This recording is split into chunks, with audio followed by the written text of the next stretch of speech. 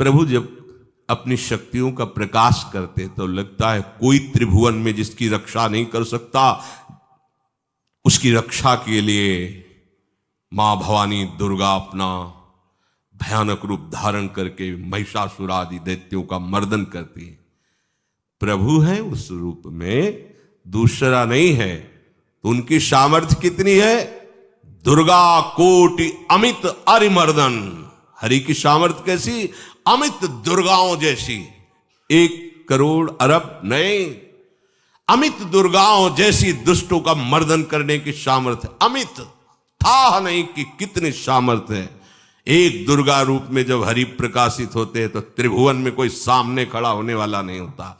मां भवानी जिस समय अपने स्वरूप में आती, किसी की ताकत नहीं है। ये शुंभ निशुंभ इतने बलवान दैत्य थे, त्रिभुवन में कोई इनका बाल बांका भी नहीं कर सकता था। स्मरण किया समस्त देवताओं ने तो भगवान से ही शक्ति का प्रादुर्भाव हुआ। इतना सुंदर रूप मां भगवती का। शुंभ निशुंभ के पार्षद घूमते रहते थे, उन्होंने देखा, जाके बताया कि आपके महल में जितनी सुंदरियां उसकी दासी बनने योग्य भी नहीं है, ऐसी सुंदरी का हमने दर्शन किया। बोले मेरा जाके परिचय बताओ। बोले ऐसा नहीं लगता कि आपके परिचय बताने से केवल आ जाएंगी। तो उनका अगर ऐसा नहीं तो केश कर्षण निर्धूता गौरवा मां गरिष्यति, उसके गौरव को धूल में मिलाते हुए बाल पकड़कर घसीट कर हमारे पास लाओ। मार्कंडेयपुरा उनके पार्षद गए और बताया हमारे मालिक शुंभ निशुंभ है, उनका आदेश है कि आप महल में चलो और आदर सहित, अगर आप ऐसा ना करती हैं तो मैं आपका निरादर करते हुए बाल पकड़कर घसीटते हुए ले जाऊंगा। देवी जी ने मुस्कुरा दिया और कहा अपने मालिक से कह दो जाकर के कि हम उसी की आज्ञा पालन करती जो हम पर युद्ध में विजय प्राप्त कर ले। वो जाके बोले हाँ वो तो मतवाले, त्रिभुवन में कोई जोड़ ही नहीं था। आए और उद्दंडता पूर्वक वचन बोलने लगे। माता जी ने कहा बस तब तक बोल ले जब तक मैं मधु का पान कर रही हूं, बस ये पान करते ही तेरी जीवन लीला समाप्त हो जाएगी। ऐसा ही हुआ। जो ही पान करके सिंह पर सवार होकर गर्जना की, सारा का सारा अहंकार धूल दूषित हो गया, काट के फेंक दिया। ऐसी अनंत अमित दुर्गाओं जैसी सामर्थ्य हमारे प्रभु श्री हरि में, अमित दुर्गाओं जैसी, क्योंकि अनंत शक्तियों के स्वामी हैं। उनकी लीला में क्यों में हो? अरे वो जब करुणा करते हैं, अपनी महिमा से उतरते हैं, तो भक्त जब ऐसे कर देता है तो डरप जाते हैं। माधवदास बाबा ने कहा नहीं चलना तुम्हें ब्रज में, हम तुम्हारी कहां तक सेवा देखेंगे, तुम्हें बाल भोग राजभोग। बाबा जी हैं, कभी मिला कभी यहीं रहो। वो बाबा आपके बिना नहीं रह सकते। दोबारा बोल नहीं पाए जगन्नाथ। ये सुन करके हृदय बलिहार होता है। ओ ऐसे सामर्थ्यशाली प्रभु अपने भक्त के प्रेम प्रणय पर भी कितना डरते हैं। ये भक्त नाच पड़ता है। ये कुतर्क की, संशय की वृत्ति यहां प्रवेश नहीं करती। दुर्गा कोटि अमित अरिमर्दन, अमित गिनती नहीं ऐसी अनंत दुर्गाओं जैसी शक्ति हमारे प्रभु में विराजमान है। शक्र कोटि सत सरिष विलासा, आहा अरबों इंद्र जैसा विलास प्रभु में। अरबों, एक इंद्र त्रिभुवनपति है, अरबों इंद्र के समान प्रभु का ऐश्वर्य है। और नवशत कोटि अमित अवकाशा, जिस एक आकाश के लिए गरुड़ जी से कह रहे हैं कि मच्छर से लेके आप तक उड़ते हो पार पाए, बोले ऐसे अरबों आकाश के समान अवकाश है प्रभु में। मरुत कोटि सत विपुल बल, रवि सत कोटि प्रकाश, शशि सत कोटि सुशीतल, समन सकल भव त्रास। अरबों पवन के समान महान बल है। अगर त्रिभुवन में कोई बल है तो पवन में बल है, वायु बल। बड़े बलवान देवता, बल में इनके समान कोई नहीं। इन्हीं के अंश से प्रकट होते पवन पुत्र हनुमान। और इन्हीं के अंश से प्रकट होते पवन पुत्र भीम, बेजोड़ बलशाली महात्मा। दोनों महात्मा बेजोड़ बलशाली। जेहगिर चरण दे हनुमंता, चले उसोगा पाताल तुरंता। जिमि अमोघ रघुपति कर बाना, ये ही भांति चले हनु। किलकार दे तो राक्षसियों के गर्भ गिर जाते थे, ऐसे महान बली हनुमान जी। और भीम का क्या कहला है? जब ये देव पुष्प उड़ करके आया और द्रौपदी जी को दिया गया, तो द्रौपदी जी ने कहा इसका जोड़ होना चाहिए, इस पुष्प का। सबसे कहा पर किसी ने नहीं सुना। भीम ने कहा कहीं भी मिलेगा मैं इससे लाएंगे। ऋषियों ने समझाया कि आगे मत बढ़ो, ये यक्षों की भूमि है, युद्ध हो जाएगा और तुम्हें तैयारी करनी है हस्तिनापुर के लिए, और तुम इधर। वो सब दिव्य हैं, पवन पुत्र हैं। किसकी मां ने अपने वेग को बढ़ाया तो महाभारत में पढ़ के देख लो, इनके चलने के वेग से वृक्ष उखड़ उखड़ कर गिर रहे थे। ऐसे जब चल रहे थे तो चलने के वेग से वृक्ष उखड़ जाते थे भीम के। तो हनुमान जी ने सोचा किसी के समझाए तो समझेंगे नहीं, तो आगे पवन पुत्र ही बैठ गए, बूढ़े बानर का वेश लेकर, लंबी पूंछे से। मार्ग में मर्यादा है, किसी पशु को भी नहीं लांघना चाहिए। विवेकवान उपासक ऐसा नहीं कि कोई सो रहा है पशु भी आप उसे लांघ जाए, ऐसा नहीं। जो विवेक है, जो मर्यादा है, वैसे किसी सोते हुए को लांघना नहीं चाहिए। उन्होंने कहा है वृद्ध बानर ये अपनी पूंछ हटा ले और मार्ग दे दे, इस समय मैं विशेष कार्य के लिए जा रहा हूं। तो उनका जब कह ही दिया है वृद्ध, तो आप समझ ही रहे होगे कि वृद्ध में क्या ताकत होती। अब मेरी ताकत पूंछ हटाने की नहीं रह गई है, आपने तो वृद्ध ही कह दिया है, तो आप समझ रहे हो ना, आप पूंछ हटा लीजिए। कहा हमारी आज्ञा की अवहेलना करे, ऐसे उठी नहीं, दोनों हाथ लगाया, नहीं उठी, पूरी ताकत लगा दी। पवन पुत्र भीम की पूरी ताकत लग गई, पूंछ जरा से भी नहीं ली। हाथ जोड़ के खड़े बोले हम समझ गए हमारे बड़े भ्राता आप हनुमान जी हैं, क्योंकि ऐसा कोई बानर सृष्टि में पैदा नहीं हुआ कि मैं उसकी पूंछ ला हिला सकूं। मैं समझ गया। तो मुस्कुराए और बैठ के बोले हमारी आज्ञा मानो, इस मार्ग में मत जाओ, ये देव मार्ग है। ऐसे ऐसे सिद्ध है कि आपका अपराध बन जाएगा, आप शाप से युक्त हो जाएंगे, इसलिए मैं आपको मना। बोले प्रभु जब आप कृपा करके आए हो तो हमें वो रूप दिखा दो जो लंका में आपने रूप दिखाया। बोले मत उस बात की चर्चा करो, रहने दो। बोले प्रभु एक बार देखना चाहता हूं कि मेरा बड़ा भाई कितना बलवान है। हनुमान जी ने कहा फिर देख लो। कनक भूधरा कार शरीरा, समर भयंकर अति बल। कांप गए भीम जी, हाथ जोड़ बोले भैया नीचे। स्वर्णिम कांति, वो भयानक उनका रुद्र रूप, कांप गए भीम, कांप गए। वायु में अगर बल में देखा जाए तो सबसे ज्यादा वायु बलवान है। भगवान कैसे है? मरुत कोटि सत विपुल बल, अरबों वायु जैसी महान ताकत हमारे प्रभु में है, संशय नहीं। वो अगर छोटी सी कार्य के लिए सहयोग लेते हैं, ए उठवा दो, ऐसा कर, भक्तों के साथ वो विनोद करते, लीला करते, नहीं उनमें बल कितना है। ऐसे पवन पुत्र हनुमान जिनके चरणों को ऐसे गोद में लिए रहते हैं। एक उपनिषद में चरित्र आता है कि असुरों पर विजय प्राप्त करने के कारण देवताओं को गर्व हो गया और सभा में नृत्य गान चल रहा था। भगवान जब किसी पे गर्व करते हुए देखते हैं तो उनको अच्छा नहीं लगता। फिर सृष्टि के विधान के प्रधान अधिकारी जब देवतागण और देवराज इंद्र और उन्मत्तता, विजयश्री में उन्मत्तता आ जाती है, तो भगवान ने एक यक्ष का रूप धारण किया और सभा के प्रधान द्वार पर दिखाई दिए। देवराज इंद्र ने कहा कि पता लगाओ ये कौन है, बिना आज्ञा के, बिना सूचना के कैसे आ गया है, क्योंकि त्रिभुवनपति है ना। अग्नि देवता ने कहा मैं जाता हूं, पता लगा के आता हूं, क्योंकि किसी बलवान का परिचय पूछने के लिए निर्बल को नहीं भेजा जाता। अग्निदेव गए और कहा आप अपना परिचय दीजिए, कौन हो और यहां कैसे आए हो। तो उनका परिचय लेने के पहले हम आपका परिचय जानना चाहते हैं, आप कौन हो। तो उन्होंने कहा कि मैं अग्निदेव हूं।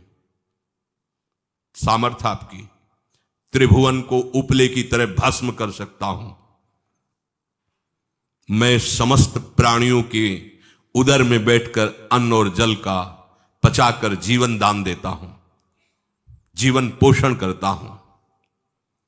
अच्छा, एक तिनका फेंका, हम तुम्हारी बात तभी प्रमाणित, ये उपनिषद की बात, हम तुम्हारी बात तभी प्रमाणित मानेंगे जब तुम इस तिनके को जला दोगे।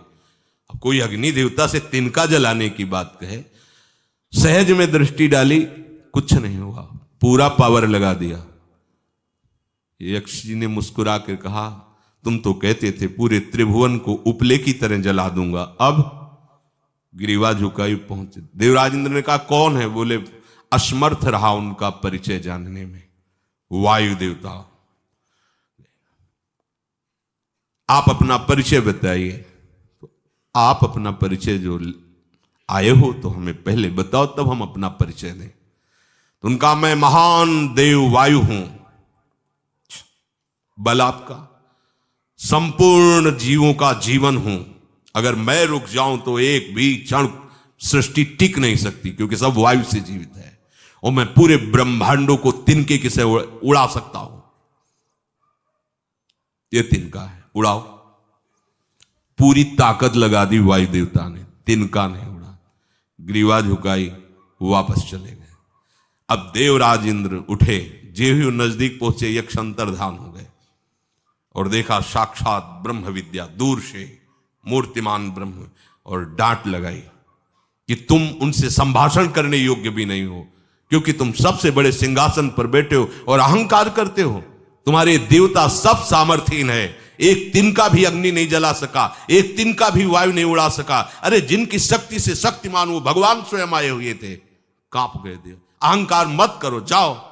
भगवान के बल से तुम विजयी हुए, देवताओं के बल से नहीं। देवताओं में जो शक्ति है वो उन्हीं के अंश से आई हुई है।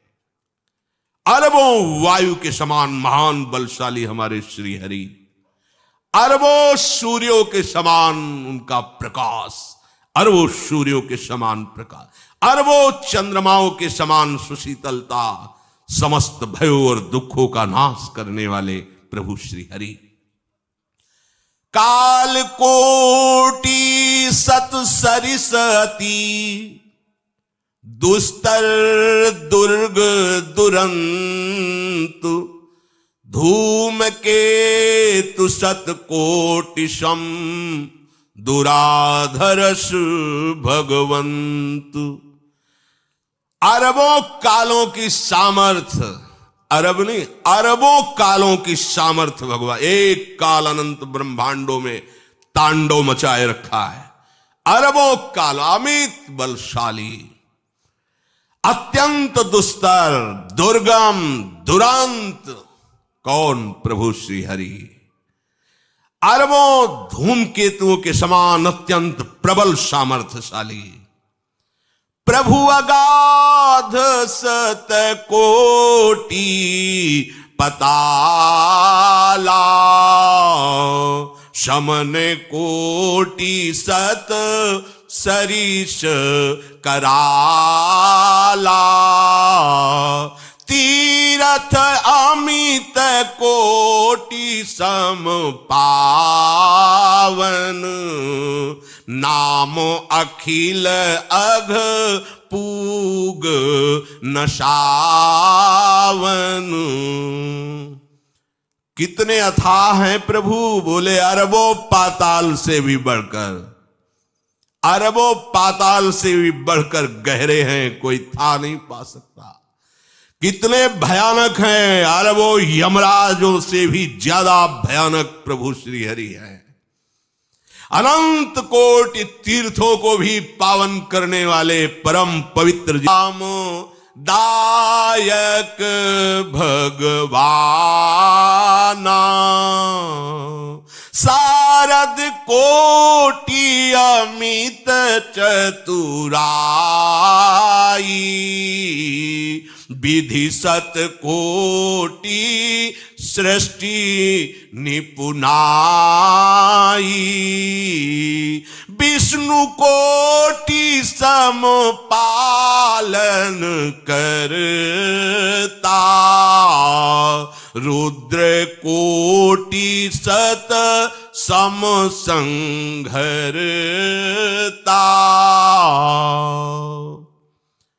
अरबों कामधेनुओं के समान प्रभु श्री हरि हैं। एक कामधेनु मिल जाए तो निहाल हो जाए। है हमारे श्री हरि कैसे? अरबों कामधेनुओं के समान है। इच्छित कामनाओं की पूर्ति कर दे उसे कामधेनु कहते हैं। प्रभु में कितनी चतुरता है। अनंत कोटि सरस्वतियों की एक सरस्वती ब्रह्मांडों का संचालन करती है, बुद्धि के अधिष्ठात्र देवी हैं। और यहां क्या, हमारे श्री हरि अनंत कोटि सरस्वतियों की चतुराई समाई हुई है। अरबों ब्रह्माओं के समान सृष्टि रचने में समर्थ। एक ब्रह्मा प्रकट कर दिया, ये वैभव प्रकट हो गया। अरबों ब्रह्माओं जैसी सामर्थ सृष्टि रचना की प्रभु में है। आहा। और अरबों विष्णुओं के समान पालन करने की सामर्थ प्रभु में है। अरबों शंकर के समान संहार करने की सामर्थ्य प्रभु में है। धनद कोटि सत सम धन वाना, माया कोटि प्रपंच निधाना, भार धरन सत कोटि अहिसा, निरवधि निरूपम प्रभु जगदीसा। अरबों कुबेरों के समान धनवान है। अरबों मायाओं के समान सृष्टि करने में सामर्थ्यशाली है। अरबों शेष भगवान के समान अनंत भार उठाने में समर्थ है। जगदीश्वर प्रभु श्री हरि की कोई उपमा, कोई सीमा नहीं है। ये उपमा रहित और सीमा रहित है। निरुपम न उपमा आन राम समान, राम निगम कहे, जिम कोटि सत खद्योत समु, रवि कहत अति लघुताल है।